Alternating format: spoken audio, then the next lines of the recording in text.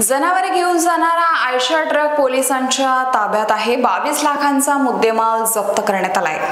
महत्त्वाची बातमी आपण पाहतोय। राष्ट्रीय महामार्ग क्रमांक 44 वरून नागपूरकडून हैदराबादकडे जाणारा आयशर ट्रक वाहनातून गोवंश जनावरांची बैल घेऊन जात असल्याची गोपनीय माहिती मिळाली असता आयशर ट्रक जप्त करून व बैलाची सुटका करून 20 लाख रुपयांचा मुद्देमाल जप्त केला आहे। ही कारवाई वडकी पोलिसांनी 21 सप्टेंबर रोजी देवधरी घाटामध्ये रात्री 1:30 वाजताच्या दरम्यान केली आहे।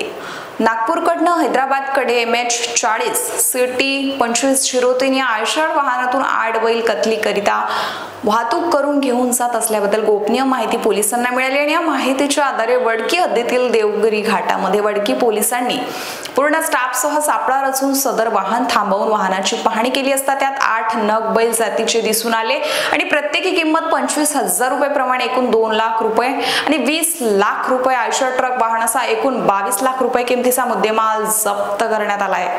आरोपी नामे मोहसिन खान मुजफ्फर खान वय 28 राहणार चंगेरा, आयन सय्यद हमीद सय्यद वय 21 राहणार राजेगाव यांच्या ताब्यातून मिळून आला आहे। त्यांना सदर बैल कोणाचे आहेत याबाबत विचारणा केली असता त्यांनी ती अब्दुल अजील शेख राहणार नागपूर यांचे असल्याचंही सांगितलं।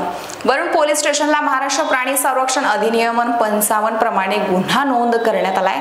सदरची कारवाई जिल्हा पोलीस अधीक्षक शकुमार चिंता, अपर पोलीस अधीक्षक अशोक थोरात आणि सहाय्यक पोलीस अधीक्षक तथा उपविभागीय पोलीस अधिकारी पांढरकवरा रॉबिन बन्सल यांच्या मार्गदर्शनामध्ये वडकी पोलीस स्टेशनचे ठाणेदार सुखदेव बोरकडे, पोलीस अंमलदार रमेश आत्राम, पोलीस हवालदार 22 चौदा भोजराज करपते, अमोल चौधरी, अरविंद चव्हाण, विनोद मोतीराव चालक, दीपक मडकाम यांनी पार पाडली। ज्वालादीप न्यूज साठी नरेश राऊत, यवतमाळ।